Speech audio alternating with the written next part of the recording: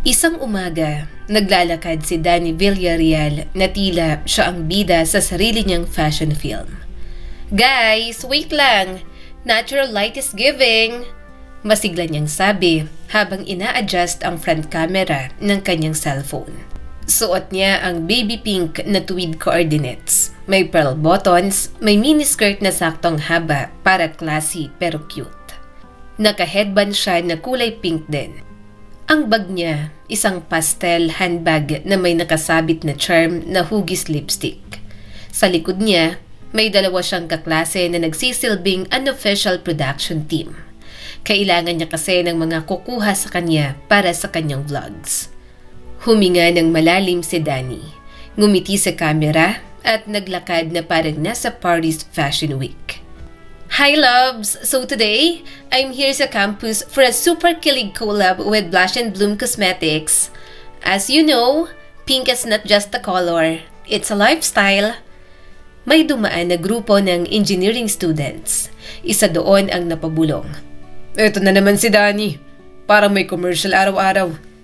Narinig yon ni Danny, pero ngumiti lang siya lalo. Sanay na siya sa ibang nagsasabing puro kaartehan lang siya. Well, maarte naman talaga siya. Hindi niya yon itatanggi. Communication Arts ang kinuha niya sa International University na yon sa BGC. Hindi lang pangarap niyang maging journalist o professor. Nandoon siya dahil nandoon si Bea Monticello, ang isang Bea Monticello. Si Bea na milyon-milyon ng followers. Si Bea na bida sa primetime serye. Si Bea na rumored na may international project. Bea Monticello, spotted sa library kahapon. Bulong ni Trish habang nag-aayos ng frame. "Shut up!" Mabilis na sabi ni Danny. "Anong floor?" "Fourth." Napangiti si Danny. "After nito, akyat tayo?" Hindi niya ikinakaila na gusto niyang maging sikat at maging relevant sa maraming tao. Hindi man siya artista, pero influencer siya. Maliit pa lang, pero alam niyang papunta na siya roon. Aesthetic naman siya, may ilang connection, kailangan niya lang talaga ng right timing para sa lahat. "Okay, last na Danny sabi ni Maxine. Lumapit si Danny sa glass wall ng hallway, kung saan kita ang skyline. "Remember, girls, palibutan mo ng excellence ang sarili mo. Kaya nga, pinili ko ang school na to. Karapat-dapat kang mapunta sa lugar kung saan nangyayari ang magandang future." Tinapos niyang video sa signature wink niya. "Cut!" Sigaw ni Trish. Agad na ibinaba ni Danny ang cellphone at ngumiti sa sarili sa refleksyon ng salamin. Pink lips, pink blush, pink aura. Lahat pink at yon talaga siya. Nang sumapit ang tanghali, nasa cafeteria naman siya. Nakaupo si Danny sa harap ng isang mesa. Nandoon ang kanyang pink na tumbler, pink notebook at hawak ang iPad na may pink iPad case. May maliit pang bouquet ng dried flowers sa tabi. "Grabe ka talaga, kahit sa cafeteria ganyan ka?" Natatawang sabi ni Maxine. "Parang may pictorial ka palagi." "Life is a pictorial," sagot ni Danny. "Kung hindi mo aayusin, sino aayos? Isa pa, I am a lifestyle vlogger, remember? Ganito ang gusto kong ipakitang lifestyle sa social media." Biglang nag-vibrate ang cellphone niya sa mesa. Napangiti agad si Danny nang makitang pangalan ng boyfriend niyang si Andres. "Sagutin mo na," pangaasar ni Trish. Seryoso ang mukha ni Danny habang sinasagot ang tawag. Pero sa loob niya, parang may fireworks. Ganoon naman palagi. Mabilis siyang kiligin sa boyfriend niyang si Andres. Pakiramdam niya, maraming naiinggit sa kanya kasi boyfriend niya ito.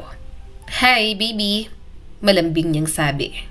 Sa kabilang linya, malamig at diretso ang boses ni Andres Cortez. "Busy ka ba ngayong gabi?" Umangat ang kilay ni Danny. "Hindi naman. Why?" "Dinner tayo." "Dinner?" Ulit niya at pilit pinapakalmang boses. "Sige, medyo na-miss na rin kita. Ilang week na tayong hindi nagkikita."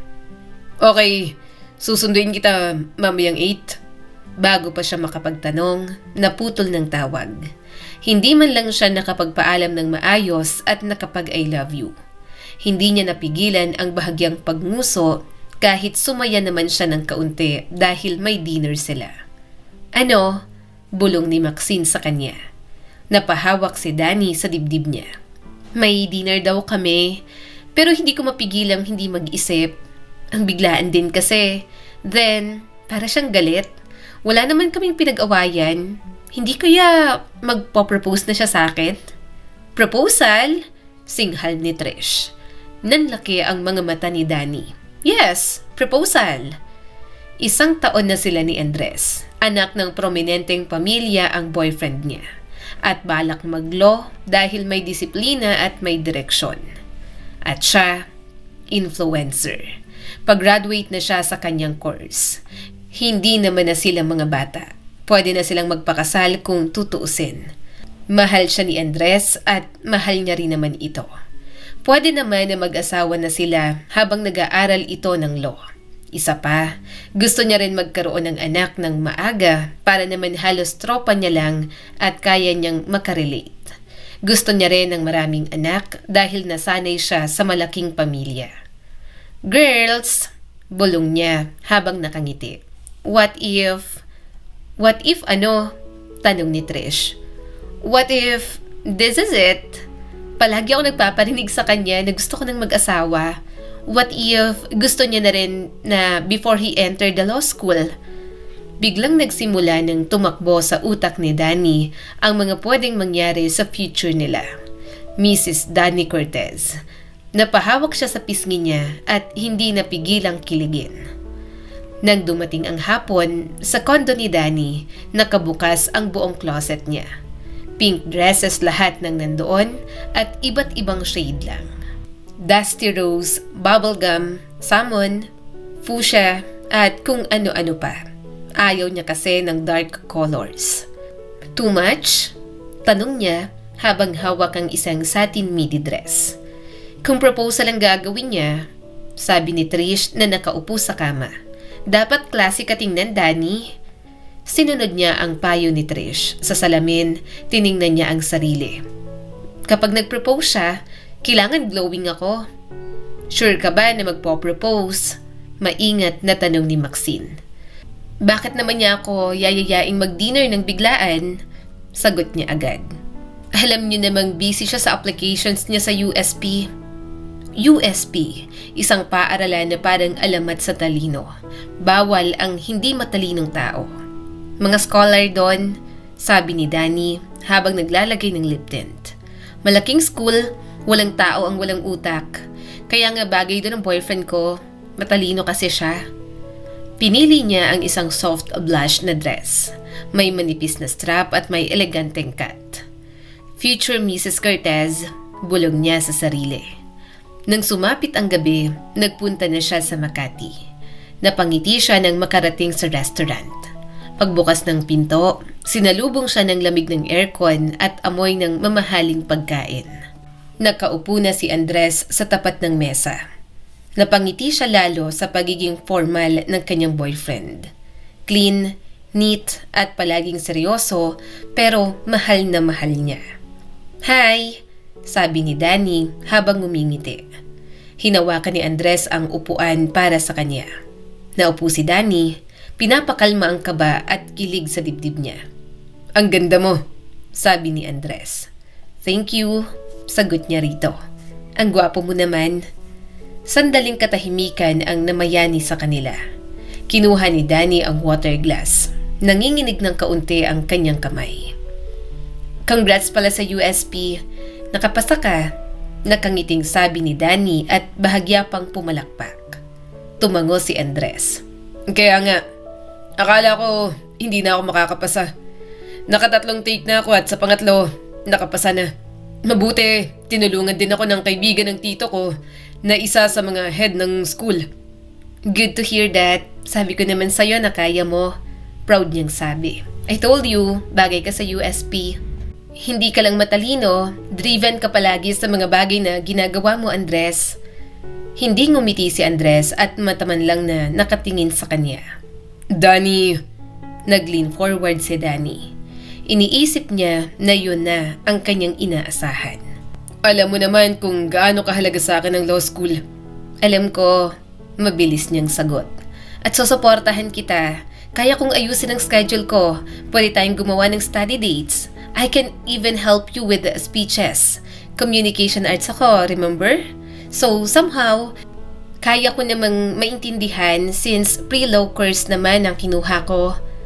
Huminga ng malalim si Andres. Hindi yun ang gusto kong sabihin at mangyari, Danny. Parang may malamig na hangin na dumaan sa pagitan nila. Ano ba ang gusto mong mangyari? Mahina niyang tanong. Tumingin si Andres diretso sa kanya. Walang lambing at wala man lang kilig. Kailangan ko kasing magseryoso. Kailangan kong tumuon sa seryosong buhay, Danny. Papasok ako sa ibang mundo. Hindi lang naman school ang USP. May standard kasi ron. Tumaas ang mga kilay ni Danny. Okay, and? At hindi ko kayang may umabala sa akin na wala namang halaga. Naramdaman ni Danny ang pagbigat ng hangin. Distraction? Sino ba? Ako? Ang relationship natin? Abala sa'yo at walang halaga? Your vlogs, your collabs, yung mga ginagawa mo sa campus, the way you present yourself. Unti-unting nawala ang ngiti niya. Anong mali doon? Wala akong nakikitang mali, Andres. Danny, hindi ka naman. Seryoso. Itong relationship natin sa tingin ko ay hindi hahantong sa mas magandang kinabukasan para sa akin, sabi pa ni Andres. Parang may nag-crack sa loob niya. Hindi ako seryoso? Anong hindi? Sinasabi mo bang seryoso ka at ako ay hindi, kaya hindi tayo bagay? Ano? All this time, ako lang palang nag-iisip na serious relationship ang meron sa atin, samantalang ikaw, pastime mo lang ako?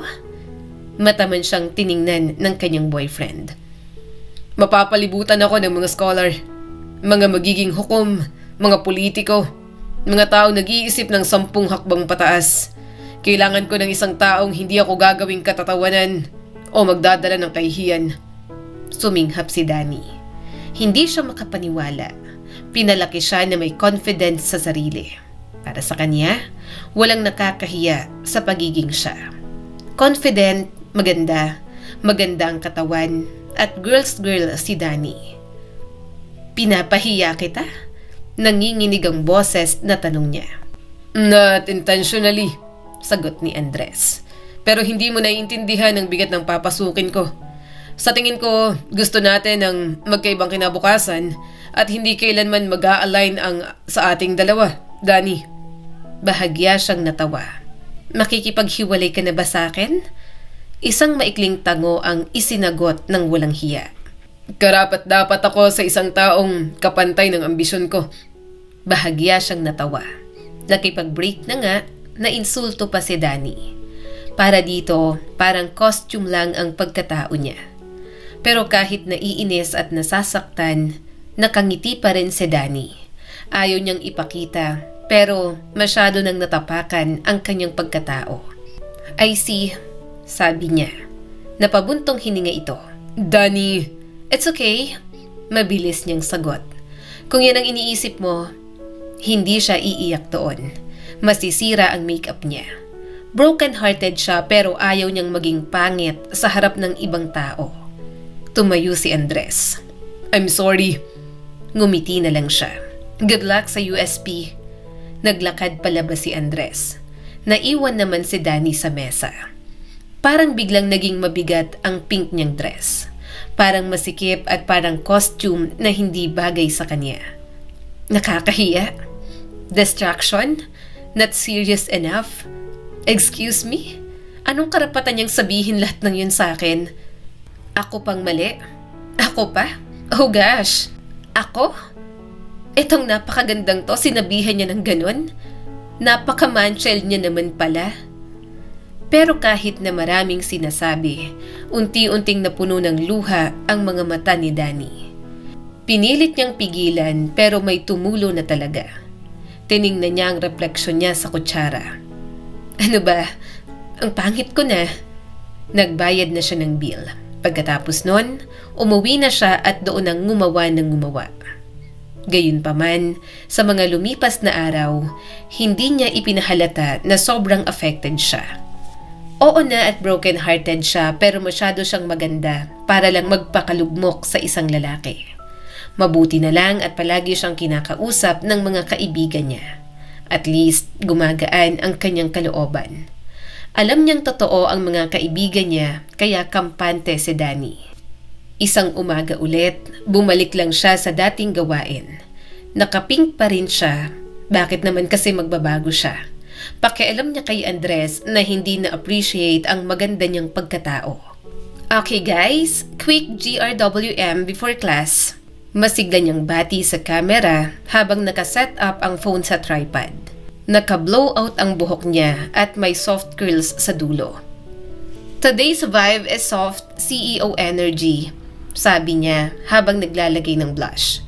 Mag-manifest tayo ng success like an empowered woman.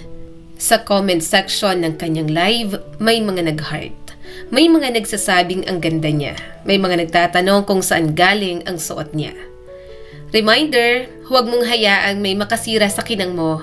Kahit sino pa yan, let yourself shine kahit sa anong pagkakataon. Sa loob-loob niya, may malamig na tawa.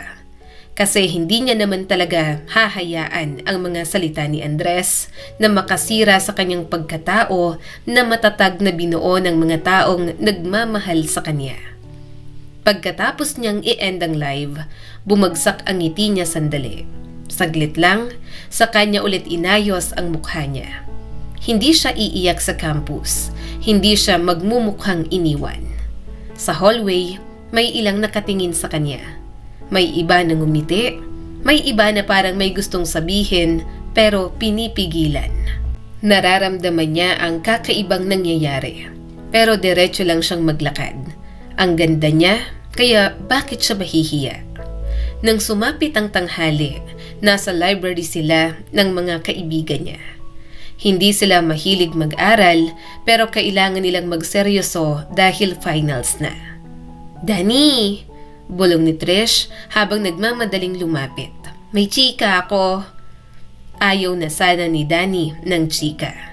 Pero natural sa kanya ang lumingon kasi hindi niya rin mapigilan ang pagiging tsismosa. Ano? Nakita si Andres kahapon sa USP. Hinatid kasi namin si Kuya. Prof doon si Kuya, 'di ba? Parang may kumurot sa dibdib niya. Pero hindi siya kumurap. So, pakialam ko naman sa pangit na yon. Bahagyang natawa ang kanyang kaibigan. Pangit? Talaga? Sabi mo dati, patay na patay ka kasi ang gwapo. Ibi na ngayon kasi ex na. Anyway, back to the topic. Nakita ko na may kasama siyang ibang babae. Aha?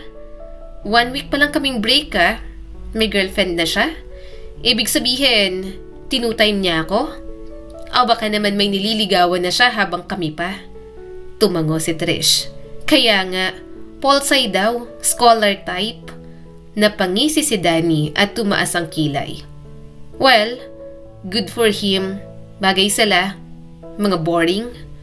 Pero pagkaupo niya sa isang mesa sa sulok, agad niyang kinuha ang kanyang cellphone. Nag-search agad siya sa account ni Andres Cortez. Doon niya nakita ang mga nakatag. May isang picture doon na parang group photo sa isang academic forum. Nasa gitna si Andres, naka-long sleeves at seryoso ang mukha. Sa tabi nito, isang babae na simple lang ang ayos. Walang heavy makeup, naka-ponytail, naka-cream blouse at may hawak na certificate.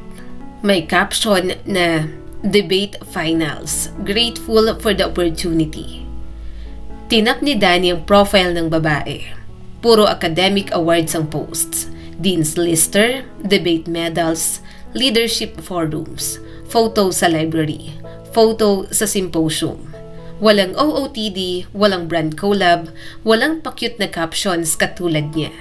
Sa bagong babae ni Andres, napaka-professional at formal ang dating. Okay, bulong ni Danny sa sarili. So what? Ano naman, bagay sila, doon na siya. Yun ang mga gusto niya, 'di ba? Nag-scroll pa siya. May picture na magkatabi ito at si Andres sa isang lecture hall. Hindi magkahawak kamay. Hindi rin naman sweet, pero bagay kapag magkasama. Parang parehong alam ang ginagawa. Parang parehong may plano sa buhay. Isinara ni Danny ang app. At ako, anong tingin niya sa akin? Walang plano sa buhay ko? Wala na akong pakialam. Pero bumalik siya ulit. Nag-zoom sa mukha ng babae. Maganda siya, pero mas maganda pa rin ako. Ang boring niyang tingnan. Neutral tones, beige, navy, black. Pero sa kaibuturan niya, alam niyang nagkukumpara siya. Naiinggit si Danny. Umusbong ang insecurities dahil mas pinili ni Andres ang babaeng yon kaysa sa kanya. Ilang araw ang lumipas, mas lalo pang naging glam ang content ni Danny. Soft life era, caption niya sa isang post kung saan nasa cafe siya sa High Street. Book and busy sa isang brand shoot naman. Surround yourself with excellence sa isa pang campus reel. Parang mas makintab ang feed niya kesa sa dati. Kailangan niyang ipakita sa lahat na hindi siya affected. Hindi dapat siya mukhang broken-hearted kasi nakakapangit yun. Marami na nga siyang fake issues sa social media. Ayaw niya nang dagdagan pa. Sa campus, mas naramdaman niya ang bulungan. Isang hapon, papunta siya sa classroom nang marinig niya ang dalawang kaklase sa likod niya. Siya ba yun? Bulong ng isa. Oo, siya nga no. Grabe no, he upgraded. Ang ganda ng pinalit niya kay Danny. Sabagay, ano nga namang mapapala niya kay Danny? Parang palamuti lang naman si Danny. Hindi bagay sa kanya kapag naging lawyer na siya. Hindi agad siya lumingon. Pero parang may kumulo sa loob ni Danny. Huminga siya ng malalim at naglakad pa siya ng 2 hakbang. Excuse me? Malamig niyang sabi sa mga ito. Nagulat ang 2 babae. Aha? Anong sinabi niyo? Nagkatinginan ang mga ito at isa ang sumagot. Wala naman. He upgraded? Ulit ni Danny. Diretso ang tingin sa mga ito. Anong ibig sabihin nun? Umiling naman ito. Wala Danny. Joke lang. Hindi nakakatawa? Sagot niya sa mga ito. Yumuko ang isa, pero ang isa ay nagtaas ng kilay. I mean, obvious naman, 'di ba? Obvious ang ano. Tumaas na ang boses ni Danny. Na mas bagay sila, sagot ng babae. Serious siya, academic, hindi katulad mo na influencer at mayat-maya ang issue sa internet. May ilang natawa sa gilid. Ramdam ni Danny ang init sa pisngi niya. That's the internet. Ginagawa ng issue kahit hindi naman totoo. And so what? Upgraded agad sa naging bagong girlfriend ni Andres? Anong tingin niyo sa akin? Downgrade? Sabihin niyo, downgrade ako? Hindi sumagot ang dalawa. Pero may isang boses sa likod na nagsalita. Danny, ang dami mong issue sa life mo at sa social media mo. Ang mga padrama mo online, yung mga cryptic posts, yung mga brand na parang kahit ano na lang. Paano ka nagiging respectable sa isang future lawyer? Kaya hindi na kami nagtataka kung naghanap ng iba si Andres. Parang may sumampal sa kanya. Respectable ako sa sarili kong paraan? May tumawa. Really? Respectable? Hindi porke I love pink, girly, kikay, maarte at nag-vlog ako, hindi na ako respectable. Sigaw niya sa mga ito. Mas may respeto naman ako compare sa inyo. Mas marami nang nakatingin. Bakit hindi ka pinili? Bulong ng isa pa. Natahimik ang mga nasa hallway. Para siyang binuhusan ng malamig na tubig. Pero hindi siya iiyak. Bakit siya iiyak sa mga ganoong klaseng panghuhusga? Hindi ako iniwan dahil downgrade ako. Sabi ni Danny sa mga ito, kahit may parte sa kanya na yun ang totoo. At hindi siya nag-upgrade, pumili lang siya ng bagay sa kanya. May ilang napangiti, pero mas marami ang nagbubulungan. Ang defensive talaga, masyadong triggered. See? Drama talaga kaya iniwan ni Andres. Ang arte-arte. Nanghina ang tuhod niya, pero pinilit niyang manatiling tuwid. Umalis na lang siya roon na parang walang nangyari. Pag-uwi niya sa kondo, hindi niya agad binuksan ang ilaw. Umupo siya sa sofa at tahimik na inalis ang heels. Tiningnan niya ang kanyang social media account. Sa kabilang screen, naka-open pa rin ang profile ng Polsai girlfriend ni Andres. Pinatay niya na lang ang cellphone. OMG, kinakain ako ng insecurities ko. Bakit ba ganun silang lahat sa akin? Wala naman akong ginagawang masama. Yes, I admit that I am maarte, pero hindi naman ako mean girl. I'm nice kaya. Mabait ako at understanding sa kahit na sinong tao. Silang mga walang respeto. Tumayo siya at lumapit sa salamin. Nandoon pa rin ang pink lipstick niya. Maganda ako, kaya hindi dapat ako nakakaramdam ng insecurities. Pero sa unang pagkakataon, hindi siya sigurado kung sino ang kausap niya. Ang sarili niya o ang mga taong nagdududa sa kanya. Kinuha niyang laptop at binuksan. Sandaling nag-atubili ang mga daliri niya sa keyboard pero nag-type pa rin siya. How to enter USP Law. Lumabas ang website pagkapindot niya sa enter. Tiningnan niya ang requirements, entrance exam, academic standing, recommendations at personal statement na kailangan. Binasa niya isa-isa. Applicants must demonstrate academic excellence, strong analytical and writing skills, commitment to public service. Public service? Suminghap si Danny. Communication arts naman ang kinuha ko. Influencer ako at gusto ko rin naman ng service sa public.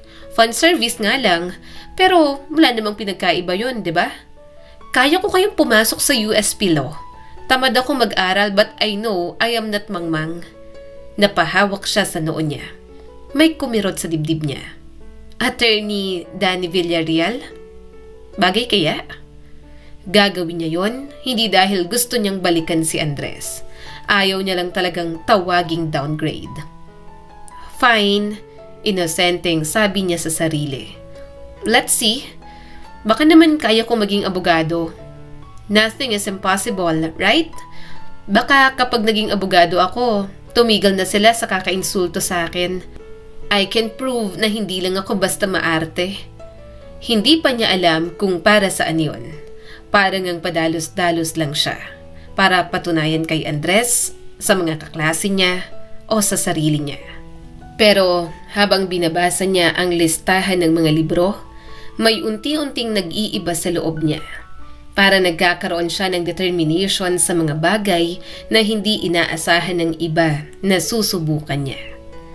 3 araw matapos niyang magdesisyon na papasok siya sa USP Law, nakaset up ang ring light sa kwarto ni Danny. Pink pa rin ang ilaw, pink pa rin ang backdrop, pero iba na ang ekspresyon niya. Hi loves! Panimula niya sa vlog, medyo seryoso ang tono. I have a life update. May dramatic pause kasi yun naman talaga siya. Mag-aabogado siya pero siya pa rin ang kikay na mahal ng fans.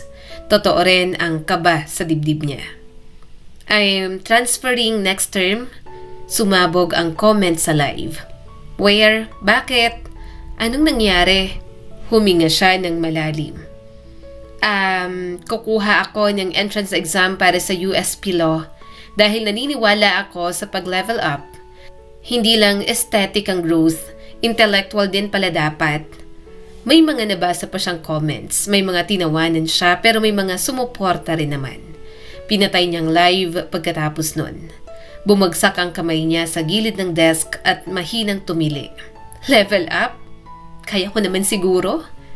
Nang gabing yon, umuwi na muna siya sa bahay. Kapag walang pasok, umuwi talaga siya sa bahay para makasama ang mga magulang niya. May mga trabaho na kasi at may pamilya na ang mga kapatid niya. Siya ang bunso, minsan ay kompleto sila roon, minsan naman ay hindi. Mommy, Daddy, sabi ni Danny habang kumakain sila ng dinner.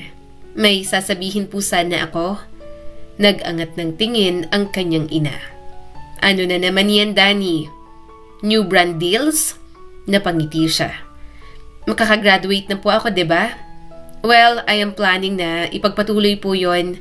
Mag-aaral po ulit ako pero sa ibang school naman. Natigil ang kutsara ng tatay niya sa ere.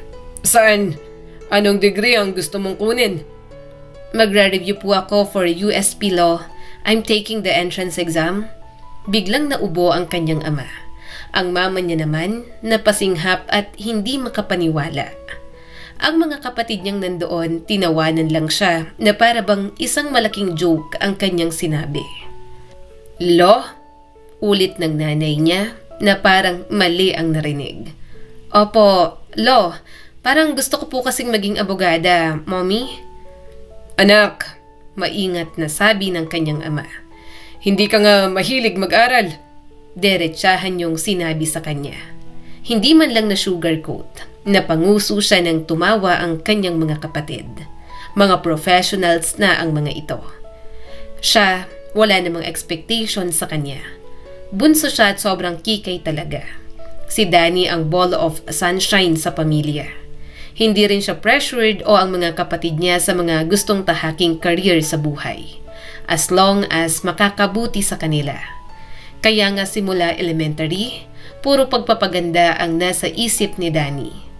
Pero bakit natatawa ang lahat kapag sinasabi niyang kukuha siya ng abogasya? Hindi ba talaga posible yon sa kanya? Daddy, hindi porke hindi ako mahilig mag-aral hindi ko na kaya. Katwiran niya pa. Hindi yon ang point, sabi ng mami niya. You struggled with basic research subjects. Lagi kang may extension. Isa pa, alam naming hindi yan ang forte mo, anak. Naningkit ang mga mata ng kanyang kuya. Baka kaya gusto mong mag-abogada kasi nandun ang ex mo. Susundan mo pa. Kumunot ang noo ni Danny. Of course not. Gusto ko lang talagang mag-abogada. I feel like that's my calling. Saka ayaw nyo ba na may abogado kayong kapamilya? Gusto, pero hindi namin inaasahan na ikaw anak. Natatawang sabi ng kanyang nanay. You're too pretty and fashionista para sa isang abogada. Huwag mong sabihin sa amin na gusto mong maging abogada na para bang ang simple lang ng gusto mo. Maraming nahihirapan sa career path na yan. Pag-aaral ang foundation at hindi ka ganon. Hindi ka kailanman naging studious. Suddenly, law? Dahil wala akong pakialam dati. Mabilis niyang sagot. At wag niyo po akong isipin kasi nandun ang ex ko. Well, yes, baka nga kasi nandun siya but I want to prove myself. Kasi naiinis na ako na puro kaartehan ko lang ang nakikita ng lahat. Gusto kong patunayan na may substance din naman ako, no? Hindi maarte o maganda lang. Napailing ang kanyang kuya. Mahirap ang law school, sis. Hindi pwedeng basta-basta, Danny. Sabihin na natin makapasok ka pero paano sa mga susunod na taon? Kakayanin mo kaya? Of course, kuya. Kaya ko. Ano namang tingin mo sa akin? Weak? Ay, maarte but I'm not mahina. Duh! Tinawanan na naman siya ng kanyang pamilya. Kalaunan ay hinayaan na lang siya sa gusto niyang gawin. Mukhang iniisip pa ng mga ito na nagbibiro lang siya. Kinabukasan, nasa bookstore na si Danny. Naghahanap na siya ng mga libro para makapag-advance reading. Ma'am, law section? Tanong niya sa sales lady. Itinuro siya sa isang sulok na puro makapal na libro at puro itim ang cover. Napangiwi si Danny. Ang dilim naman. Kinuha niya ang isang caudal na makapal at mabigat. Plain black yon na ayaw niya. Kaya naghanap pa siya ng pwedeng i-cover sa mga book na kanyang bibilhin. Ilang oras ang ginugol niya sa paghahanap ng pastel paper. Baby pink, dusty rose, light lilac. Bumili na siya ng marami kasi ayaw niya talaga ng black cover sa libro. Pag-uwi, isa-isa niyang binalutan ng caudals. Sa kama niya, nakahilera ang mga libro pero hindi na intimidating na itim. See? Bulong niya sa sarili at napapapalakpak. Pwede namang maging cute ang batas. Pero nang buksan niya ang unang pahina. Article 1, parang ibang wika yon. Napakunot ang noo niya. Naiintindihan niya naman pero ang boring intindihin. Kaya nagtitake siya ng notes. Nilalagyan niya rin ng highlights ang mga importante. Habang nagbabasa, na-realize niya na kailangan may magturo sa kanya. Naiintindihan niya pero mas magandang may foundation pa rin siya para alam niya kung saan siya magsisimula. Makalipas ang ilang araw, may kausap siyang tutor sa Zoom. Hi, I'm Attorney Ramos. Sabi ng lalaki sa screen. Hi po, mahinhin niyang sagot habang hawak ang ballpen na may balahibo sa dulo. Parang hindi halata na gusto mo ng pink. Why do you want to enter USP Law?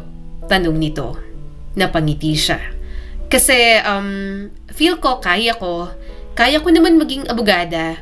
I think bagay sa akin at makaka-help ako sa iba. Tumango ang tutor niya at medyo napangiti. What's your academic background?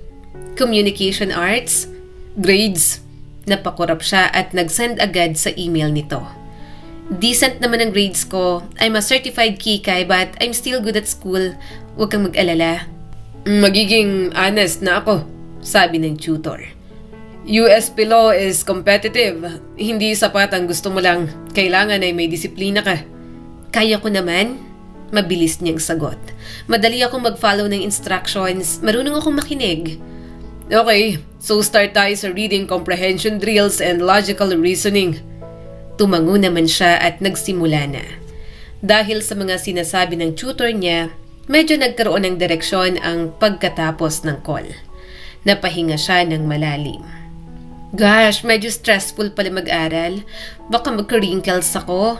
Magpapaderma ako bukas.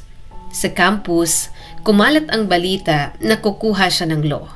Hindi makapaniwala ang mga ito. Bukod doon, nakakatanggap na naman siya ng mga pangiinsulto. Si Danny, law, narinig niyang bulong sa hallway. Entrance exam pa lang yan, girl. Nako, hindi niya nga mabasa yung 20 pages. Magiging abogada?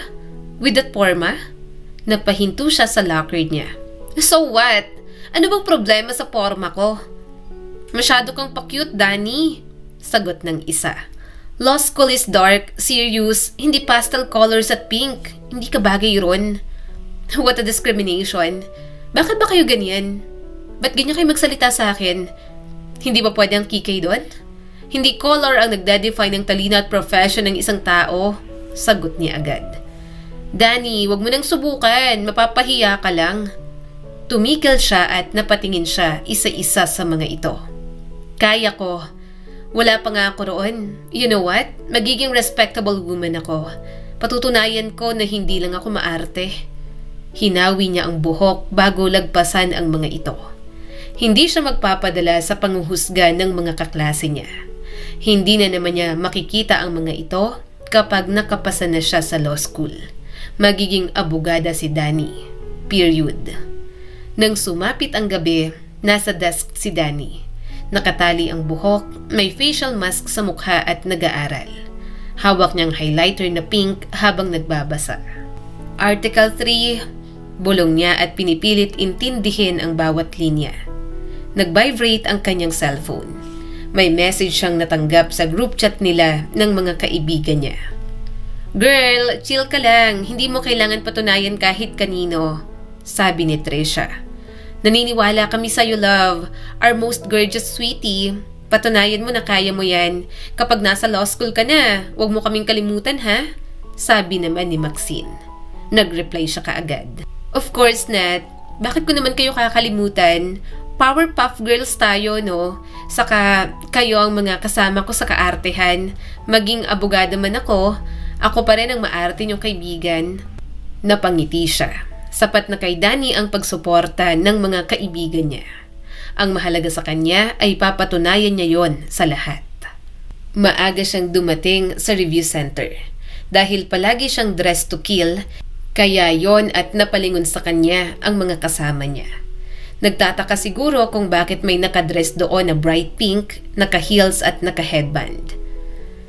Diagnostic exam lang naman to. Bulong ni Danny sa sarili habang hawak ang lapis. Pero ramdam niya ang kabog ng dibdib niya na parang board exam na. Sa loob ng classroom, may 10 iba pang examinees. Tahimik ang mga ito, may ilang nakasalamin, may ilang nagbabasa pa ng reviewer kahit 5 minutes before start. Narinig niya ang 2 lalaki sa likod niya. USP target mo? Tanong ng isa. Napangiti siya agad. Yes. Time starts now, sabi ng proctor. Binuksan niyang test booklet. Sa unang page pa lang, napakunot na ang noo niya. Mahabang passages ang nandoon. Wala siyang makitang colorful. Focus, sabi niya sa sarili. Pero habang tumatagal, mas bumibilis ang kabog ng dibdib niya.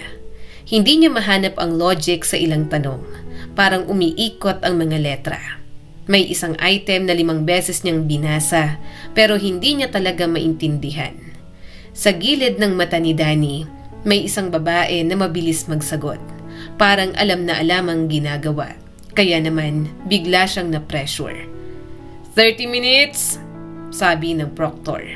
Nagmamadali siyang magsagot. Pencils down! Parang binunutan siya ng hininga. Paglabas niya ng classroom, nanginginig ang kamay ni Danny. Hindi niya alam kung iiyak siya o tatawa.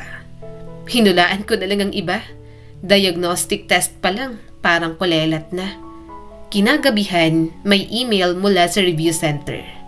Subject, diagnostic exam results.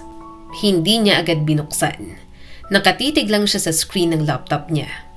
Open mo na, sabi ni Trish sa cellphone habang naka-speaker. Hindi pa ako ready, sagot ni Danny. Sobrang stress na ako kanina. Pakiramdam ko umaangat ang baby hairs ko habang iniintindi ang mga mahabang questions. Then, the rest, mga hula na lang. Tumawa si Maxine. Danny, pindutin mo man yan o hindi, ganyan pa rin ang result. Expected mo na. At least, nasa acceptance stage ka na. Napabusangot siya habang kumakain ng pipino. Kaya naman, pinindot niya ng email at binasa. Lumabas ang score at para siyang mahihimatay. Percentile 38%? Parang may sumabog sa tenga niya. 38? Bagsak na bagsak. Wala pa sa kalahati. Napangiti si Trish. Okay, diagnostic lang naman. Paghusayan mo at mas intindihin mo na lang ang mga part kung saan ka madalas magkamali. Naramdaman niya ang init sa pisngi. Naiinis siya pero wala siyang pwedeng sisihin kundi ang sarili niya. Kaya pa yan, sabi ni Trish pero may pag-aalinlangan na. Hindi, mahina niyang sagot. Tama sila na hindi ko kakayanin, na mapapahiya lang ako. Naalala niya ang boses ni Andres sa restaurant.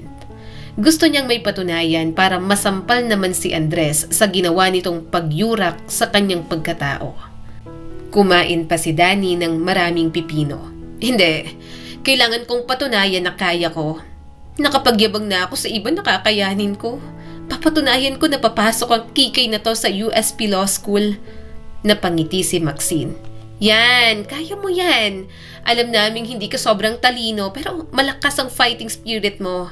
Hindi ka mapapakali kapag hindi mo nakukuha ang mga bagay na ginugusto mo. Kaya kayanin mo kahit umangat pa ang mga baby hair mo, Danny.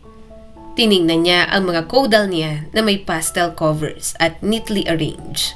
Mas lalong lumaki ang kagat niya sa pipino. Bye girls, mag-aaral ulit ako. Yun na nga ang ginawa niya. Nag-aral pa si Danny. Sa araw-araw na ginagawa niya, kahit paano ay nagiging familiar na siya. Lumipas pang mga linggo.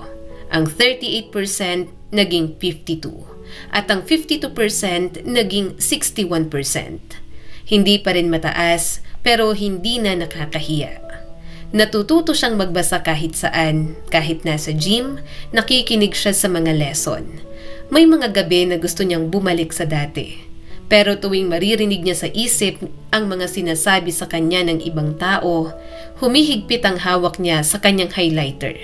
Pakiramdam niya, hindi na lang yon para may maisampal siya kay Andres na achievement, kundi para na lang sa kanyang sarili. Babe, anong gusto mong coffee? Nakangiting tanong ni Andres sa girlfriend nito. Tinaas niya agad ang libro na binabasa niya. Ang daming coffee shop. Bakit dito pa sila nagkakape? Magka-acid reflux sana kayo. Nagliligpit na si Danny ng mga gamit nang may lumapit sa kanya. Hi po, kayo po ba si Miss Danny? Wow, ang ganda mo po sa personal. Sobrang fan po ako. Natigilan siya sa pagdiligpit. Kita niya sa gilid ng mga mata niya na napatingin si Andres at ang bagong girlfriend nito. Pero kahit ganun, taas noo pa rin siya. Tumayo siya at hinarap ang high school student na nang-istorbo sa kanya. Yes, ako nga. Kinilig naman ito. Pwede pong pa-picture? Idol na idol po kita. Ang ganda-ganda mo po at ang authentic po. Napangiti siya kahit papaano. Kaya pinagbigyan niya na itong magpa-picture. Saglit siyang napatingin kay Andres na napailing na lang. Samantala, nakangisi naman ang bagong girlfriend nito na para bang unggoy si Danny na may circus doon. Napabuntong hininga na lang si Danny. Nang dumating ang araw ng exam, hindi na siya nanginginig gaya ng dati. May kaba pa rin pero may kumpiyansa na talaga siya. Tinapos niyang exam na hindi puro hula. Paglabas niya, hindi siya nag-post, hindi siya nag-announce, tahimik lang siyang nanalangin. Lord, pagbigyan mo na to kikay na to, have mercy on me. Alam ko pong pinagpala mo na ako sa kagandahan pero pa-request na po talaga. Ilang buwan ang lumipas, nakatanggap siya ng email. Subject, USP Law Admission Results. We are pleased to inform you that you have passed the USP Law Entrance Examination. Napaatras siya sa upuan. OMG! Lord, thank you! Nakapasa na ako. Mabilis siyang bumaba. Ipagyayabang niya yon sa pamilya niyang pinagtatawanan siya. Danny, tanong ng kanyang mommy. Anong problema? Pinakita niyang screen sa mga magulang at mga kapatid. I told you, I'm not just maarte nga lang kasi. Brainy din ako. See? I passed the entrance exam. Top 5 pa. Papasok ako sa USP Law School. Yes. Umawang ang bibig ng kanyang ama. Anak. Gulat na gulat ang mga magulang niya. Maya-maya ay nagtawanan silang lahat. Niyakap siya ng mga ito at binate. Congrats! Sabi ng daddy niya at mahigpit ang yakap. Hindi ako sanay na nagseseryoso ka pero pinatunayan mo. Kaya sige at hihintayin kitang maging abogada. Hindi niya napigilang umiyak. Sobrang proud si Danny sa kanyang sarili. Dahil alam niya na pinaghirapan niya yon. Unang araw sa USP Law, siya pa rin ang center of attraction. Paano ba naman siya lang yata ang nakasuot ng pink doon at maraming anik-anik sa katawan? Huminto si Danny sa harap ng entrance. Finally, nandito na ako. Kinikilig siya sa saya. Karamihan sa mga estudyante, nakaitim, navy, beige, simple lang at hindi katulad niya na sumisigaw ang kulay. Siya lang ang parang highlighter sa gitna ng textbook. Danny, boses yon ni Andres. Tumigil siya at dahan-dahang lumingon. Nakatayo ang ex-boyfriend niyang si Andres, hawak ang mga libro nito. Naka-dark blue na polo, maayos ang buhok at seryoso ang aura. Nanlaki ang mata nito. Anong ginagawa mo dito? Akala ko namamalik mata ako pero nasa malayo pa lang. Alam ko na agad na ikaw yan at ikaw lang naman ang kilala kong palaging nakasuot ng pink. Lumapit siya at kalmado ang mukha. First day ko dito na ako nag-aaral. Kumukuha ko ng law. Napatawa si Andres ng maikli at hindi naniniwala. Very funny. Hanggang ngayon, ganyan ka pa rin? Tumaas ang kilay ni Danny. Hindi ako nagbibiro. Dito na ako mag-aaral. Tumigil ang tawa nito. Danny, ang alam ko, bawal ka rito. Hindi pwedeng mag-tour. Oh, come on, Andres. Nakapasa ako. Tinitigan siya ni Andres na para siyang isang malaking joke. Imposible. Alam mo ba kung gaano kahirap makapasok dito? 3 beses akong kumuha ng pagsusulit bago ako nakapasa. Sandaling katahimikan ang namayani sa kanila. Aaminin niyang nahirapan din naman siya pero sa simula lang naman yon. Pero ako, isang take lang. Mahirap ba? Inosenteng tanong ni Danny. Napailing ito. Nagpapatawa ka ba? Nangiinsulto? Ha? Hindi ako nagjo-joke. Nasa nang insulto sa sinabi ko. May dumaan na ilang estudyante. Napatingin sa kanila kaya medyo nailang si Danny. Iniisip niya kung alam ba ng mga ito na ex-boyfriend niya si Andres. Hindi naman niya hina-hard launch ang relationship nila noon ng binata. Pero batid niya na marami rin ang nakakaalam. Danny, hindi ka dapat pumupunta rito para lang may makontent ka sa mga vlog mo. Mariing sabi ni Andres. Napailing na lang siya. Mukhang hindi talaga ito naniniwala. Kinuha niyang cellphone at binuksan ang email. Inilapit niya yon kay Andres.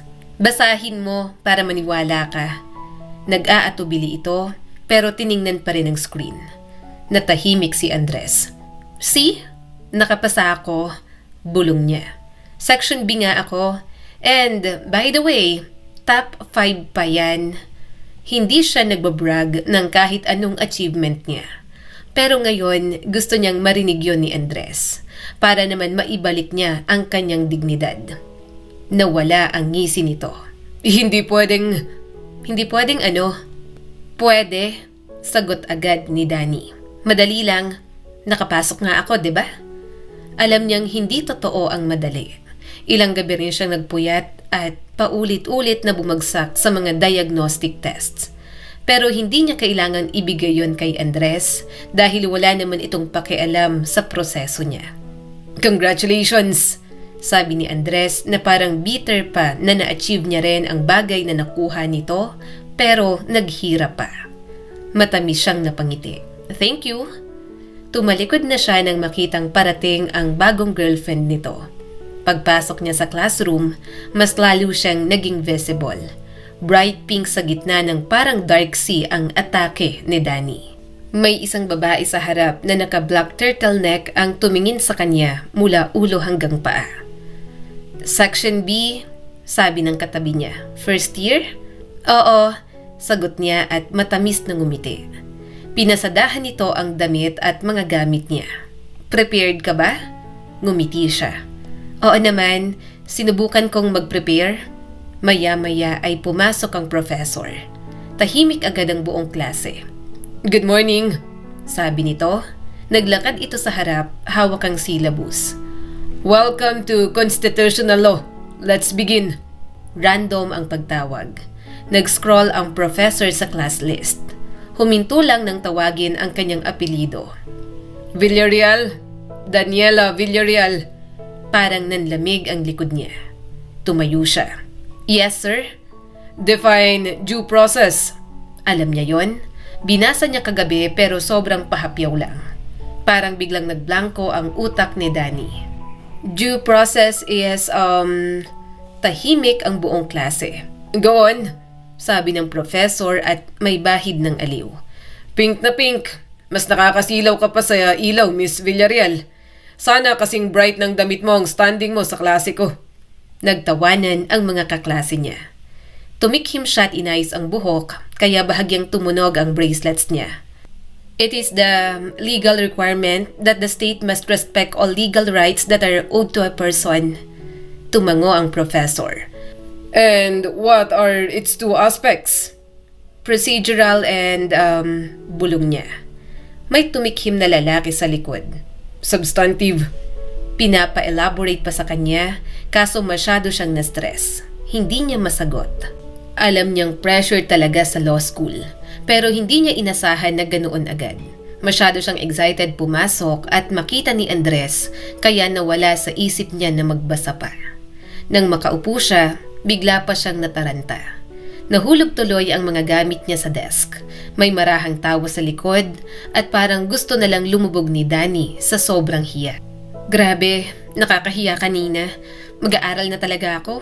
Kasi naman, bakit ba kasi si Andres ang mas iniisip ko kaysa magbasa ng libro? Kaya yon ang ginawa niya. Mas nag-focus siya sa pag-aaral kasi may gusto rin naman siyang patunayan.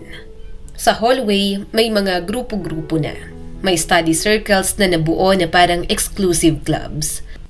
May mga magkakasama na parang matagal nang magkakilala. Pare-parehong seryoso, pare-parehong tahimik at wala man lang siyang ka-vibes. Si Danny, naka-soft blush blouse at cream trousers. Maganda naman siya pero hindi niya alam kung bakit walang may interes na lumapit sa kanya. Akala yata ay puro kaartehan lang ang kanyang alam. Ang akin lang naman kasi, hindi ba allowed na kapag matalino, dapat maganda rin? Sobrang judgmental naman ng mga tao rito. Akala nila, ulang laman ng utak ko. Ay matalino kaya? Reklamo ni Danny sa mga kaibigan niya habang nagve-video call sila. Tawang-tawa naman si Maxine. Alam mo, dito ka na lang. Mas marami ka pang boys dito kaysa dyan. Puro aral lang ang iniisip. Saka, nandyan ka lang naman dahil kay Andres at sa mga panlalait ng iba, di ba? Ardani, wala kang dapat patunayan sa mga yon. Sobrang galing mo sa lahat ng bagay. We are so proud of you. Napasinghap si Danny. Nandito na ako eh. Bakit ako uurong? Yes, silang reason kung bakit ako nandito. But I believe may mahanap akong reasons to be here. Ganun naman ako palagi. Madali akong makakita ng ganda sa mga pangit na bagay. Madali sa akin i-appreciate ang success kapag nahihirapan ako. Alam kong may kabuluhan to at matututunan ko lang dito yon. Napangiti si Trish. So proud of you, Danny. Sobrang mature and positive mo sa buhay. Sobrang precious mo kaya hindi namin alam kung bakit ka iniwan ng Andres na yan. Ako, support lang ako sa'yo, girl. Pabayaan mo silang lahat na manghuhusga sa'yo. Para bang hinahaplos ang puso niya. At least, may mga kaibigan si Danny na palagi siyang pinapasaya kapag nalulungkot siya. Matapos mag-retouch, naglakad na siya papunta sa library. Umupo siya sa library at nilatag ang mga gamit niya sa mesa. Pink highlighter, lilac sticky notes, mint green index tabs. Habang nag-aayos, may lalaking dahan-dahang naglagay ng libro sa kabilang side ng mesa. May nakaupo ba dito? Nag-angat siya ng tingin. Isang lalaki na medyo chubby, nakasalamin at maggulo ang buhok. Wala naman, sabi ni Danny at matamis na ngumiti. Upo ka na. Salamat, sagot naman ito at mabilis na umupo. Tahimik sila ng ilang minuto. Napansin ni Danny bawat galaw ng lalaki ay parang may paghingi ng paumanhin. Pagbukas niya ng caudal, nahulog ang isang bookmark. Agad yung dinampot ng lalaki. Eto. Thank you. Tahimik ulit sila. Pagkatapos ng ilang minuto, hindi na napigilan ng lalaki ang titig sa desk setup niya. Ang organized mo naman. Ngumiti si Danny. OC ako. Hindi ka ba naiirita? Sobrang girly at arty ko kasi. Mostly dito sa school. Ayaw sa akin kasi puro paganda lang ang alam ko. Hindi Di ka naman nakakairita. Ang cute ng colors. Dagdag nito. Hindi ka nakaka-intimidating nan. Saka, okay lang naman na magmaganda. Maganda ka naman talaga. Napatawa siya ng mahina. Wow, ikaw lang sa lahat ng tao rito nagsabi sa akin. Law school needs scholar, right? Anong pangalan mo? Ngumiti ang lalaki at medyo nahihiya pa. Eric, kaklase mo ako sa ibang subjects. Napangiti siya lalo. I'm Danny. Nice to meet you. Kung kaklase mo ako, baka narinig mo na akong sumagot sa recitation. Lagi nila akong pinagtatawanan eh. Minsan wala raw sa point. Ganito ba talaga dito? Hindi pwedeng magkamali. Sinusubukan ko naman na makasabay. Hindi naman. Mabilis nitong sagot. Actually, tama ka naman sa mga point mo minsan. Kulang lang sa detail at hindi mo ma-defend ang maayos ang sinasagot mo. Kaya ang nangyayari natatawa sila. Pero bago ka pa lang at alam kong maahasa ka pa. Nakikita ko rin kasi sa'yo ng passion mo ang magpatuloy dito. Natawa si Danny. Natutuwa talaga siya kay Eric na mukhang magiging bagong kaibigan niya roon. Yes, actually, may ibang dahilan. Pero habang tumatagal, natutuwa na ako mag-aral ng law. Marami kasi akong nalalaman. Makalipas ang ilang araw, napansin ni Danny na halos pareho sila ng schedule sa lahat ng subjects. Sa bawat classroom, may isang pamilyar na chubby figure sa kabilang row. At kapag nagkakatinginan sila, nginingitian niya ito ng matamis. Isang araw, bago mag-start ang klase, umupo si Eric sa tabi niya. Okay lang? Oo naman, sagot ni Danny. Wala kasing gustong umupo sa tabi ko, pabirong sabi ni Eric. Napanguso si Danny at nadama agad ang lungkot. Bakit naman? Sa akin, ayaw naman nila sa akin kasi ang arte ko raw. Huminga ng malalim si Eric. Mas gusto nila kasama yung mga sure passers. Napataas ang kilay ni Danny. Ikaw? Hindi ako intimidating. Hindi rin ako sosyal. Nerd lang. Being nerd is a compliment dito, sagot niya. Hindi kapag wala kang confidence, mahina namang sabi ni Eric. Ang totoo, nakakatuwa ka, Danny. Sobrang confident mo. Parang hindi ka takot mapahiya. Kahit pinagtatawanan ka, Wala kang pakialam at patuloy ka pa rin. Kapag tinitingnan kita, namamangha na lang talaga ako. Namamangha? Bakit? Crush mo ako? Natigilan si Eric na parang may maling nasabi. Ang ibig ko lang naman sabihin, nakakamangha ang positivity mo palagi. Hindi nababali ng kahit ano. Nagkibit balikat si Danny. Well, ganito kasi ako pinalaki ng parents ko. May mga pumapasok din sa akin na insecurities pero inaalis ko rin agad kasi alam kong hindi naman healthy. Loser tayo dito, pabirong sabi ni Eric. Lahat seryoso, parang bawal tumawa. Okay lang, sagot naman ni Danny. At least maganda. Natawa si Eric sa kanya. Oo, maganda ka talaga. Mula noon, palagi na silang magkasama. Sa library, hallway, kantin at kung saan-saan. Ito ang naging study buddy niya at kahit paano, sobrang na-enjoy niyang mag-aral. Matalino rin naman kasi si Eric. Nauuta lang talaga kapag sumasagot. Kaya tinuturuan niya itong maging komportable. Eric, eto si Trish at Maxine, kaibigan ko, nakangiting pakilala ni Danny. Bakas ang saya sa mukha ni Eric at tiningnan silang tatlo. Walang duda na magkakaibigan nga kayo. Tumawa si Danny. Oo, pare-pareho kami ng ugali. Para sa kanya, matalik na niyang kaibigan si Eric.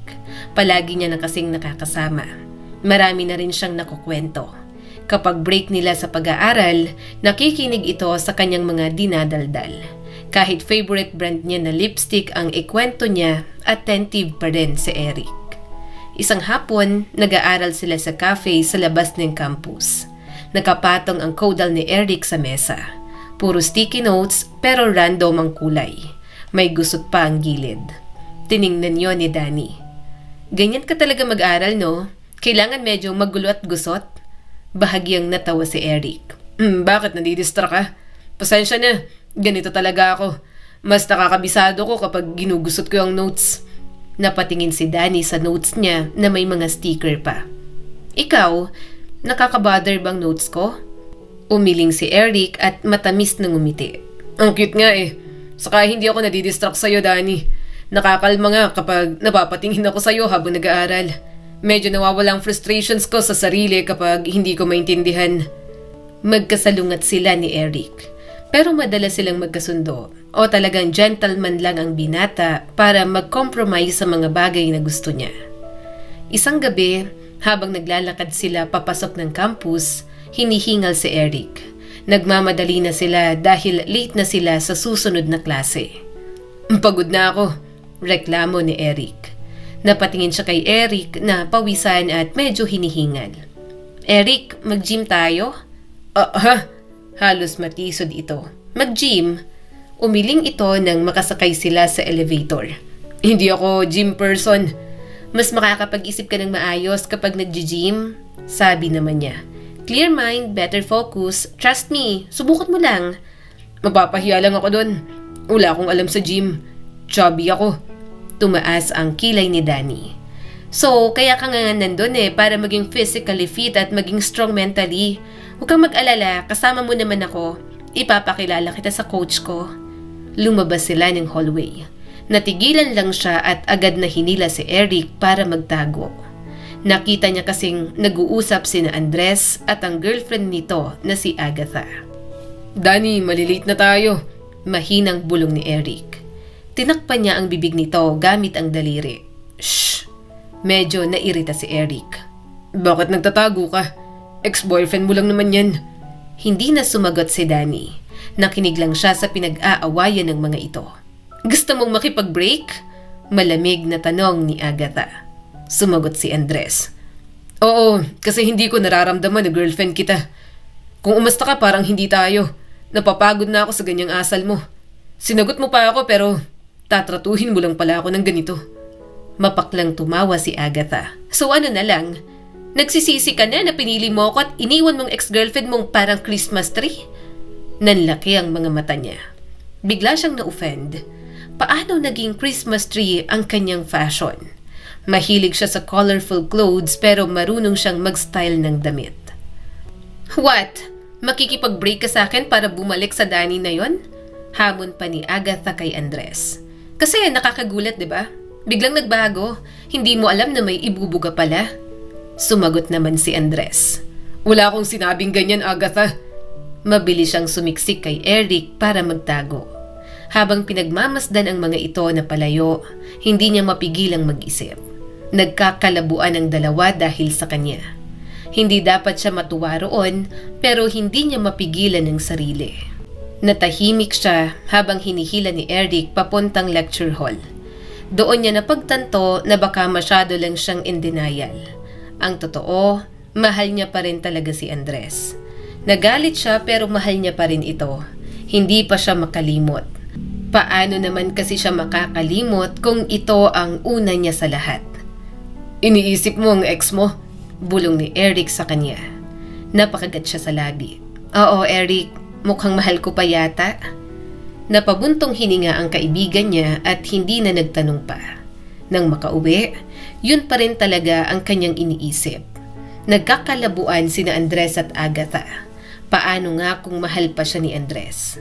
Paano kung pagkatapos ng lahat, gusto pa rin itong bumalik sa kanya? Girl, Danny, I suggest na wag mo nang masyadong isipin yan, sabi sa kanya ni Trish nang magkita-kita sila para magpasalon. Sila pa ng Agatha na yon, saka wag kang magpadala agad no? Marupok ka pa naman. Nakalimutan mo na ba na niloko ka? Nag-2-time kaya yan, Danny. Tumango naman si Maxine. Tama si Trish, Danny. Makinig ka sa amin. Niloko ka na ni Andres. Sa tingin mo ba, hindi ka niya lolokohin ulit? Isa pa, ininsulto ka ng Andres na yon. Iniwan ka niya kasi nga masyadong mababa ang tingin niya sa pagkatao mo. Kaya kung ako sa'yo, hayaan mo na lang ang ex-boyfriend mo. Mag-move forward ka na lang sa iba na tanggap ka mula ulo hanggang paa. Matalino ka man o hindi, maarte ka man o hindi. Hindi na nagsalita pa si Danny. Nauunawaan naman niya ang point ng kanyang mga kaibigan. Pero syempre, may bahagi pa rin sa kanya na hindi pa nakakalimot. Hindi rin naman kasi biro ang 3 taon na relasyon nila ni Andres. Isang araw, natuloy na ang balak nila ni Eric na magkasamang mag-workout. Unang araw sa gym, halos gusto nang umatras ni Eric sa entrance. Ayoko na, Danny, pagod na ako, reklamo ni Eric. Pinilit niya itong tumayo. Kaya mo yan, unang araw pa lang susuko ka na. Mahirap talaga palagi sa unang araw. Pero kapag nasanay ka na, madali na lang at magiging routine mo na lang. Nagpatuloy sila sa ganoon makalipas ng ilang araw. Natutuwa si Danny kapag may nakikita siyang improvements kay Eric. Pero isang araw, natigilan siya nang makitang pumasok sa gym si Andres. Nagkatinginan sila at agad na bumilis ang tibok ng kanyang puso. Umawang ang bibig niya at hindi maalis ang tingin dito. Danny, hinawakan ni Eric ang braso niya. Uwi na tayo, may aaralin pa tayo. Napakagatlabi si Danny. Mamaya na, magta-treadmill pa ako. Kaya yon ang kanyang ginawa. Hindi niya matiis na lumapit. Parang ewan na si Danny pero wala siyang pakialam. Mahal niya pa si Andres at kung may chance, baka pwede pa rin silang magkabalikan. Dito ka na pala nag-workout? Tanong ni Danny. Lumingon si Andres at bahagyang tumaas ang mga kilay. Oo, mas maganda rito. Napangiti siya. Mga anong araw kang pumupunta rito? Ngumisi naman si Andres. Bakit? Itataon mong schedule ko rito sa schedule mo. Danny, hindi pwede. Law school students tayo. Napalunok siya at mas lalong namangha na nag-uusap na ulit sila ng kanyang ex-boyfriend. Ha? Of course not. Nag-aaral ako ng mabuti. Nagbago na ako. Nagpurso ako ng law at para maging respectable woman. Marahan itong tumango habang tumatakbo sa treadmill. Good for you. Bagay sa'yo. Nakaramdam siya ng kaunting kilig. Thank you. I just realized na hindi lang dapat maganda. Dapat matalino rin. Tunog pinapaluguran niya na lamang si Andres. Pero nang sandaling yon, parang nawalan siya ng pakialam. Ang tanging iniisip niya lang, mahal niya pa ang binata. Maya-maya ay tumigil sa pagtakbo si Andres. Pinunasan nito ang pawis at tumingin sa kanya. Punong-puno ng kumpiyansa ang mukha ng binata, na para bang alam na alam nito ang epekto nito sa kanya. Busy ka ba sa Friday? Tanong ni Andres. Napasinghap siya at pinaglaruan ang mga daliri. Busy siya sa Friday. May 2 subject siya sa araw na yon, pero pwede niyang ipagpaliban. Yes, free ako that time. Bakit? Bakit mo na itanong? Tanong pa ni Danny at itinago ang pananabik. Itinagilid ni Andres ang ulo at mataman siyang tiningnan. Mag-dinner tayo sa Friday. Gusto kong makipag-usap about sa nangyari. Hindi na niya napigilang mapangiti. Sige, okay. Pero hindi ba magagalit ang girlfriend mo? Umiwas ito ng tingin at uminom na muna ng tubig. Parang ang wala na siyang pakialam sa akin. Medyo nagsisisi na rin na mas pinili ko siya kaysa sayo. Napakagatlabi si Danny. Hindi na talaga niya maitago ang pananabik.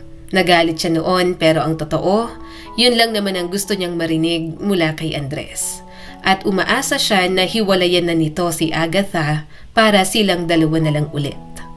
Maya-maya ay naging abala na sa weightlifting si Andres, kaya hinayaan niya na lang. Nang bumalik siya sa tabi ni Eric, nakita niyang seryoso ang mukha nito.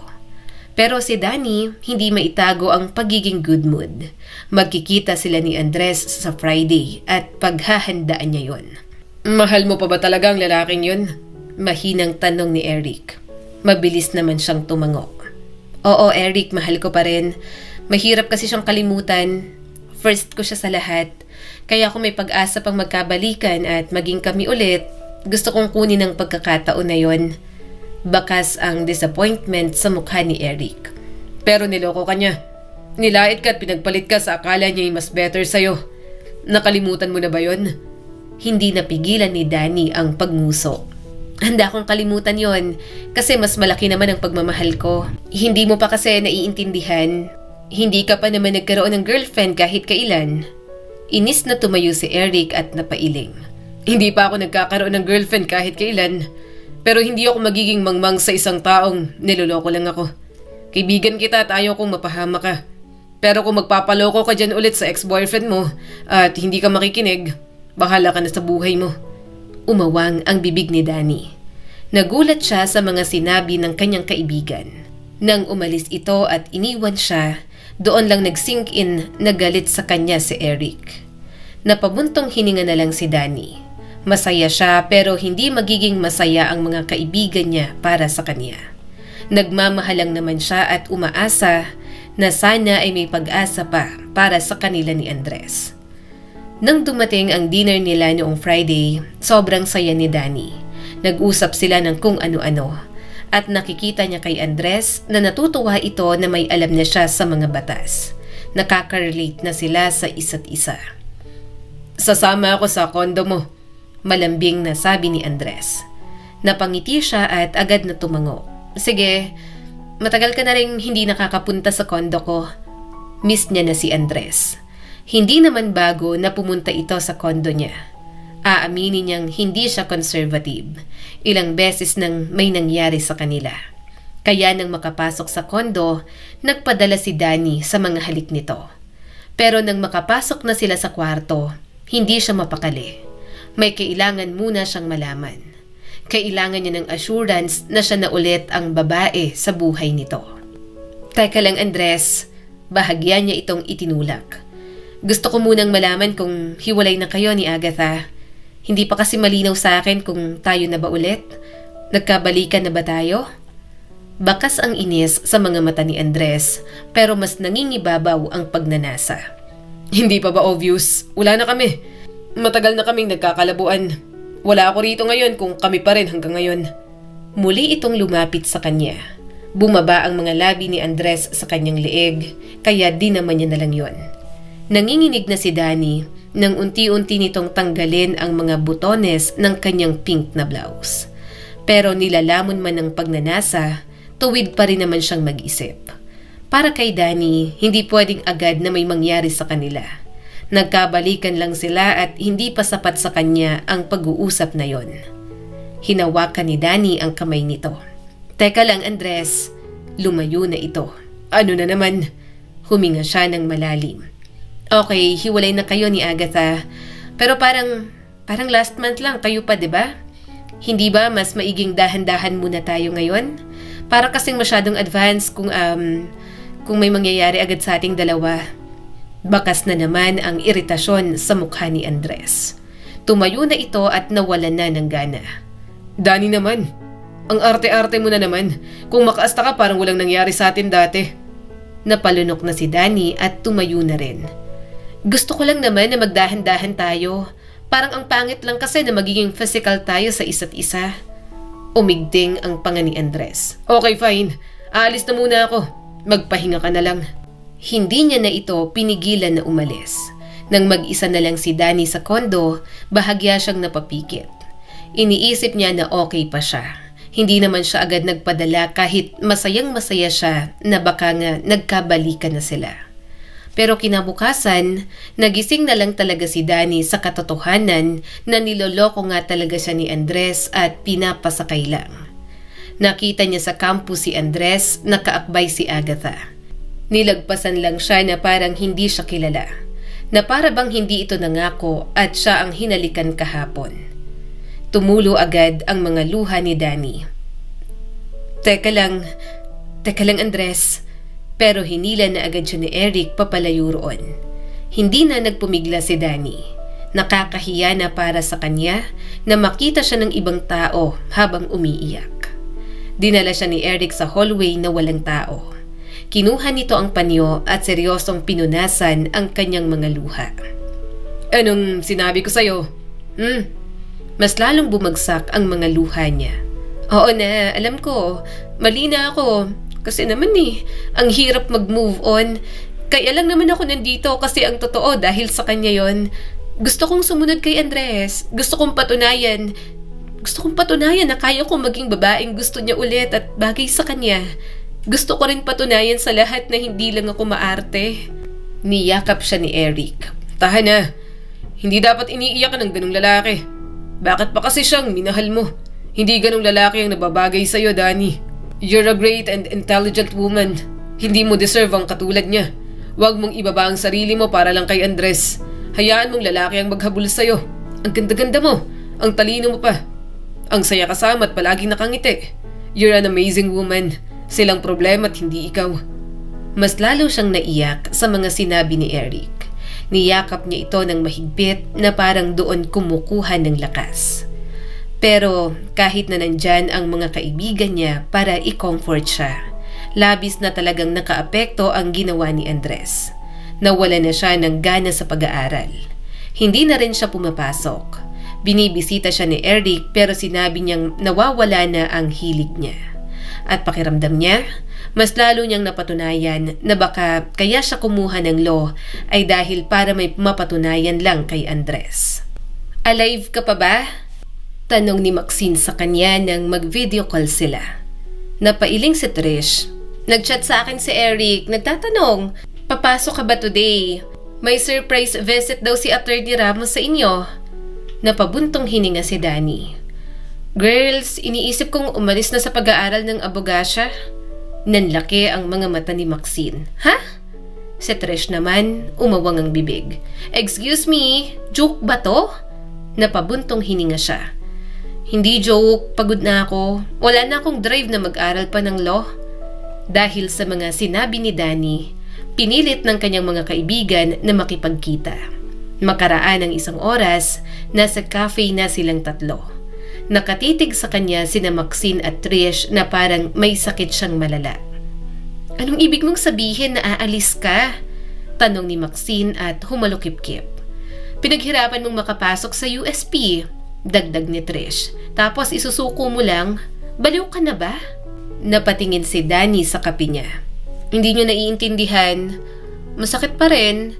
Every time na pumapasok ako, nakikita ko si Andres. Nahihiya ako sa sarili ko na masyado akong naghabol sa kanya. Ngayon, ano naman? Mabilis na sagot ni Maxine. So dahil sa isang lalaki, iiwan mo ng pangarap mo?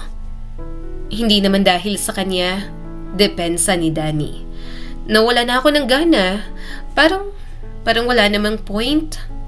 Tumahimik sandali si Trish saka marahang nagsalita. Danny, hindi ka naman naglolo para lang kay Andres, diba? Alam namin na bukod sa kanya, gusto mo ring patunayan ng sarili mo na kaya mo. Kung susuko ka, mas lalo mo lang pinatunayan na sinundan mo lang si Andres sa USP. Kailangan mapatunayan mo na mali sila. Kasi Danny, ang talino mo. Hindi ka lang maganda. Sobrang dami mong alam at ipakita mo yon sa kanila. Hindi siya agad sumagot. Nasaktan ka, gets namin, sabi ni Maxine. Pero hindi excuse yon para i-throw away mo lahat. Napailing si Danny. Hindi nyo lang alam kung gaano ako nasaktan. Alam namin, sabi ni Trish. Pero hindi kami papayag na sirain ka ng isang lalaking hindi marunong manindigan. Napahigpit ang hawak niya sa braso. Gusto ko lang munang magpahinga. Bahala na, pag-iisipan ko pa. Nagkatinginan sina Maxine at Trish. Dahil halatang problemado siya, inaya na lang siya ng mga ito na mag-shopping. Sa mall, pilit siyang pinapatawa ng dalawa. Bagay sa'yo to, sabi ni Trish habang hawak ang white blazer. Parang future senator naman ang dating ni Danny dyan, biro ni Maxine. Napangiti si Danny ng bahagya.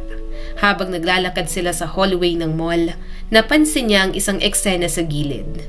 Isang babae, halos kaedad nila ang nakasandal sa pader. May lalaking hawak ang braso nito ng mahigpit. Bitiwan mo ako, mahina pero malinaw na sabi ng babae. Arte mo naman, sagot ng lalaki na mas malakas ang boses. Girlfriend kita, di ba? Napatigil si Danny.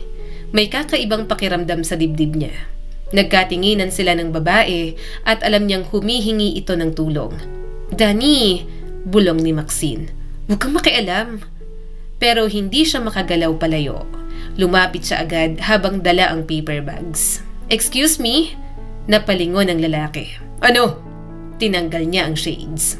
May problema ba? Masama siya nitong tiningnan. Wala, girlfriend ko to. Huwag kayong mangialam.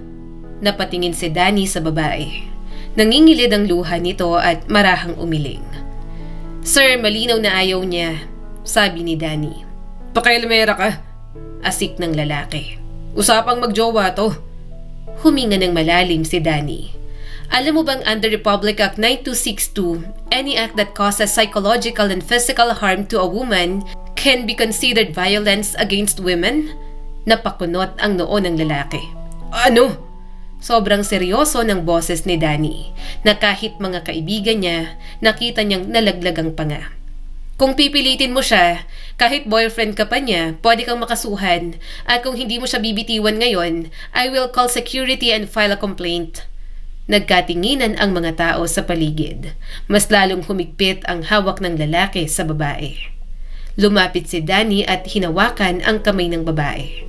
Miss, gusto mo bang sumama sa akin? Tumango ito agad. Bitiwan mo siya, mariing sabi ni Danny. Harassment na yan at may CCTV dito. Saglit na natigilan ng lalaki. Ang dami mong alam ah. Sino ka bang maarte ka? Law student ako, diretso niyang sagot. At hindi ka mananalo sa argument na to kasi alam ko na tamang pinaglalaban ko. Napansin niyang may guard ng papalapit. Anong nangyayari dito? Tanong ng guard. Sir, sabi ni Danny. Sapilitan siyang hinahawakan ng lalaking to. Gusto na niyang umalis. Napatingin ang guard sa babae. Ma'am? Opo. Nanginginig na sagot nito. Ayaw niya po akong pakawalan. Sinampal niyo na po ako kanina at medyo inumpog sa pader. Napabuntong hininga ang lalaki at bumitaw. Anong sinasabi mo? Kailan ko yung ginawa sa'yo? Sumingit si Danny. I suggest na pag-usapan niyo to sa mas private area and coordinate with them. Makikita naman sa CCTV kung sino ang nagsasabi ng totoo. Humawak ang dalawang guard sa lalaki. Lumapit naman ang isa pang guard sa babae. Ma'am, samahan ko po kayo sa admin office para ma-record ang incident. Tumango ang babae, sabay tingin kay Danny. Salamat po. Ngumiti si Danny. You're welcome. Ingat ka. Habang papalayo ang babae kasama ang guard, biglang natahimik sina Maxine at Trish. Grabe ka, sabi ni Maxine. Danny, ang tapang mo. Dagdag ni Trish. You're so hot. Our baby Danny. Ikaw ba talaga yon? Bigla siyang natawa sa reaksyon ng mga ito. Hindi niya alam kung ano ang sasabihin. Kanina lang, iniisip niyang sumuko na. Pero ngayon, may tao siyang natulungan dahil sa alam niyang mga batas. Sa sasakyan pa uwi, tahimik muna sila. Nakatitig si Danny sa bintana. Sobrang lalim ng iniisip niya. Alam niyo, kanina, parang may nag-click sa akin, pag-amin ni Danny. Kung hindi ako nag-law, hindi ko alam kung anong sasabihin ko kanina. Now, malinaw na sa akin. Gusto kong maging abogado hindi para kay Andres, kundi para sa mga taong walang lakas magsalita. Napangiti si Trish. Ayan na ang Danny na kilala namin. Nag-iisip akong umalis, pero kanina, na-realize ko na hindi ako dapat sukuan. Napangiti ang dalawa. Proud kami sa'yo, sambit ni Trish. Sobra, dagdag ni Maxine. Hindi ka ginawa para maging footnote lang ng ex-boyfriend mong siraulo. Make a name, Danny. Maging abogado ka na marangal at kayang makatulong sa ibang tao. Prove them na isa kang magiging maganda at maarteng abogada sa future. Napatawa siya ng mahina. Maarte at magandang abogada. I like that. Simula ng araw na yon, mas lalo siyang naging driven na mag-aral at pumasok.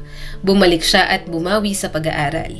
Nang pumasok siya sa lecture hall, nagulat si Eric nang makitang gumagapang siya sa likod. Late na kasi siya at nagtuturo ang professor. Hi Eric, I'm back. Update mo ko sa mga lessons ha? Kumindat pa si Danny dito. Nanatiling gulat ang mukha ni Eric at maya-maya'y bigla itong natawa. Oh, finally, nagbalik ka na. Ang boring dito. Wala akong nakikitang colorful. Mahina siyang bumungis-ngis.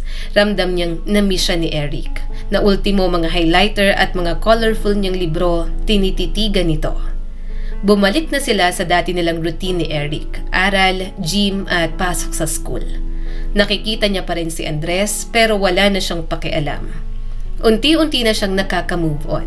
Habang tumatagal kasi, mas napapagtanto niya na wala naman palang kwenta si Andres. Ang dali lang ng argument, hindi pa masagot ng kumag. Bulong sa kanya ni Eric sabay ngisi. Napabuntong hininga si Danny. Ayokong mag-judge pero I agree with you. Parang hindi nagbabasa. Napailing si Eric. Ano ba nga asahan mo sa lalaking gumigimik palagi? Hindi masamang gumimik lalo na ang iba sa atin. Outlet talaga yun sa stressful na pag-aaral. Pero dapat balanse pa rin. Hindi naman biro mag-aral ng abogasya. Dedication, time at presence of mind ang kailangan. Tumango na lang si Danny. Tama naman nga si Eric. At lahat ng yon hindi nila makita kay Andres. Kaya kapag naaalala niyang ipinagpalit siya nito kay Agatha dahil sa ganoong reasons, natatawa na lang siya. Sa campus, napapansin na sila. Pareho kasi silang dalawa ni Eric na nag-e-excel at napupuri ng mga professor. May ibang gusto ng sumama kaya yon at sila nang minsang nagpapacilitate ng group study. Salamat, Eric, Danny, sinasama niyo kami sa pag-aaral niyo. Saad ng isa nilang classmate. Nakasimangot si Eric. Si Danny ang pasalamatan niyo. Siya lang naman ang may gusto nito. Pero kung sa akin lang, gusto kong kaming dalawa lang. Ang pangit ng ugali. Agad niyang siniko si Eric. Mas sumimangot ito at bumulong sa kanya. Bitin pa ako sa aral. Mag-overnight ako sa kondo mo. Mag-aral pa tayo. Mahina siyang tumawa. Okay. Sanay na siya kay Eric. Wala naman kaso sa kanya kung papasukin ito at doon patulugin. Marespeto ang binata at talagang aral lang ang ginagawa nila roon. Samantala, si Andres naman medyo kulelat na sa klase. Hindi niya ito nagiging kaklase sa ibang subject pero naririnig niya palagi itong nasasabon ng professor. Napapahiya at iniwan na rin ni Agatha. Kaya ngayon, halos walang friend si Andres. Minsan, nakikita niyang sumusulyap sa kanya pero wala na siyang pakialam. Danny, sumusulyap ang ex mo sa'yo. Gusto yatang sumama sa group study. Saad ng isa niyang kaklase. Sumingit agad si Eric. Hindi ako papayag. Kaya niya na yan. Matalino at mayabang siya. Hindi namin gustong turuan ng mga ganyang tao.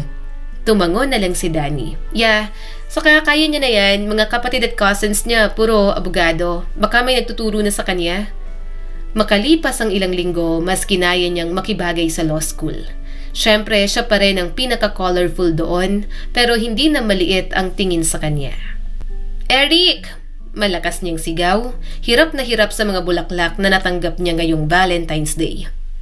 Pa-help! It's so dami! Napabusangot na binuhat ni Eric ang mga bulaklak hanggang sa sakyan. Napangiti si Danny. Thank you so much! Ang dami mong manliligaw ah! Puna ni Eric. Kaya nga I'm so gulat. I told them that I'm so maarte. May nagsabi sa akin na ako lang daw ang maarteng tinatanggap niya at hindi nakakairita. Can you believe that? Eric, itong mga law student dito na serious at ayaw sa akin dati, ngayon gustong-gusto na ako. Mga normal sila, na-appreciate na nila na I'm really maganda. Masayang-masaya si Danny sa mga paghangang natatanggap. Kaya sinikap niyang maiuwi ang mga bulaklak na yon at ilang regalo. Pero bago siya makasakay ng sasakyan, may iniabot na 3 piraso ng roses si Eric. Parang malnourished pa. Happy Valentine's Day! Nahihiyang sabi ni Eric. Naubusan ako ng flowers sa flower shops. Iyan lang ang nabili ko. Napahalakhak si Danny at tinanggap ang malnourished na mga bulaklak. Hindi man na sa'yo mga bulaklak mo. Ang payat-payat nito. Nasaan ang baby fats? Pasensya na, babawi ako. Bibigyan kita ng maraming bulaklak next time. Umiling si Danny. Wag na, okay na to. Masaya na ako rito sa malnourished flowers mo. Pagka-uwi niya, para siyang na-overwhelm sa mga nagbigay at umamin sa kanya. Pero sa lahat ng yon, mas nangibabaw ang bigay ni Eric. Yun lang ang dinala niya sa kanyang kwarto. Kinuha na ng picture at ipinangalandakan sa social media. Maya-maya ay tumawag si Eric. Ang pangit ng mga bulaklak. Muli siyang tumawa. Ang ganda kaya? Nasaan ang ibang mga natanggap mo? Mahina nitong tanong sa kanya. Nasa sala, flowers lang na binigay mo ang nasa kwarto ko. Narinig niya ang halakhak ni Eric. Mahina siyang tumawa. Iniisip na umaalog din ang bilbil ng binata. Hindi naman siya manhid. Hindi umaamin si Eric pero ramdam niya na gusto siya nito. At madali lang namang paibigin ang malambot na puso ni Danny. Hindi perpekto ang binata, hindi rin sobrang gwapo, pero gustong-gusto niya yun. Teka, pansin niya isang araw habang nag-aaral sila. Parang may nagbago. Bakas ang pagtataka sa mukha ni Eric. Bahagya siyang napangiti at kinurot ang tagiliran nito. Ngayon ko lang napansin ang payat mo na. Wala na akong makurot na taba. Danny, nakakakiliti. Hinawakan niya ang panga nito. Ang payat mo na talaga, hindi ko napansin. Hindi ka kasi nagbabago ng damit. Luwag ng damit mo, mag-shopping ka na. Napangiti si Eric. Hindi ako magaling mag-shopping. Ikaw, alam kong mahilig ka dyan. Samahan mo naman ako. Ikaw ang mamili ng mga bagay na damit sa akin. Sige, game. Isasama ko sina Trish at Maxine. Kaya yon at nang magkaroon ng libreng oras, sama-sama na sila sa mall. Kahit 3 silang kikay na magkakaibigan, hindi nahihiya si Eric na tumabi sa kanila. Napapangiti na nga lang ito lalo na kapag nakikita ang mga kaartehan nila. Bagay ba? Malalim ang boses na sabi ni Eric nang lumabas sa fitting room. Napanganga agad siya nang makitang bagay na bagay ang puting long sleeves polo kay Eric. Hindi niya talaga napapansin na nagbago na ang mga hubog ng braso nito. Nakikita niya na ang mga ugat doon. Nilagay ni Maxine ang kamay sa baba niya at itinaas. Girl, maganda ka. Huwag tutulo ang laway sa lalaking pinagpala. Narinig yun ni Eric. Mahinang tumawa sabay tingin sa kanya. Humigpit ang hawak ni Danny sa bag. Para na siyang takore na pinapakuluan na anumang oras ay bigla na lang titili. Oo, bagay na bagay, Eric. Napalunok na lang si Danny at umiwas ng tingin. Pagkatapos mamili ng mga gamit ni Eric, pumunta naman sila sa beauty section. Sobrang tagal nila roon dahil sa pamimili nila ng makeup. Matyaga namang naghihintay si Eric sa tabi ni Danny. Wala siyang narinig kahit isang reklamo. Maganda ka at natutuwa ako kapag nakikita kitang naka-makeup. Malambing na bulong ni Eric. Pero maganda ka pa rin naman kahit walang makeup. Nag-init ang kanyang mga pisngi. Kinakabahan na talaga siya sa mga pangbobola ni Eric. Kaunti na lang at baka siya na ang manligaw dito. Mabuti Eric, hindi ka nagrereklamo. Ang dami ba naming kaartehan na ginagawa? Saad ni Trish sabay tingin sa kanya na parang inaasar siya. Napainom na lang si Danny ng tubig.